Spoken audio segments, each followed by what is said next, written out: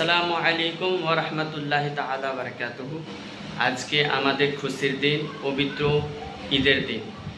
আজ আমরা সকল মিলে সবাই যত মুসলমান রয়েছেন ঈদের নামাজ পড়ার জন্য, ঈদুল আজহা ওয়াজিব নামাজ আদায় করার জন্য ঈদ ময়দান যাব, সকাল সকাল ঈদ ময়দান যাব।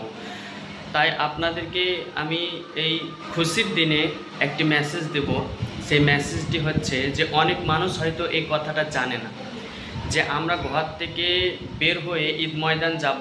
তো এই যে রাস্তা আছে, এই পথ আছে, তো এই পথের মধ্যে ঘর থেকে বের হতে গেলে আমাদেরকে কী পড়তে হবে, এবং আমরা যখন নামাজ কমপ্লিট করে ঈদ ময়দান থেকে বাড়ি ফিরবো, বাড়ি আসবো, তখন কোন তাকবীরটা পড়বো বা কি করতে হয়, তাই আপনাদেরকে আমি এটা বলে দেব, যাতে করে আপনার পরবর্তীতে শিখে এবং পরবর্তীতে আপনারা যাতে করে এটা পড়তে পারেন এবং এটা শিখে রাখতে পারেন।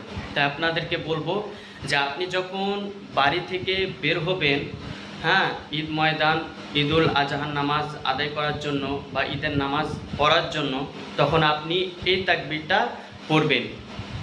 একটা খেয়াল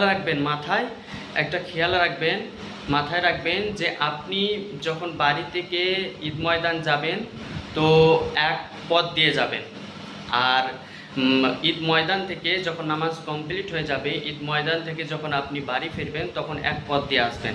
তো এই দোয়াটি বা এই তাকবীরটি পড়বেন। তাকবীরটি হচ্ছে যে আল্লাহু আকবার লা ইলাহা ইল্লাল্লাহু আল্লাহু আকবার ওয়ালিল্লাহিল হামদ। আল্লাহু আকবার লা ইলাহা ইল্লাল্লাহু আল্লাহু আকবার ওয়ালিল্লাহিল হামদ। আল্লাহু আকবার লা ইলাহা ইল্লাল্লাহু আল্লাহু আকবার ওয়ালিল্লাহিল হামদ। আল্লাহু আকবার লা ইলাহা ইল্লাল্লাহু আল্লাহু আকবার ওয়ালিল্লাহিল হামদ।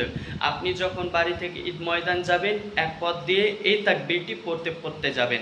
তারপরে যখন আপনার নামাজ কমপ্লিট হয়ে যাবে তখন আপনি ঈদ ময়দান থেকে যখন বাড়ি ফিরবেন তখন এক পথ দিয়ে, এক রাস্তা দিয়ে হেঁটে আসবেন এবং এই তাকবীরটি আবার পড়বেন।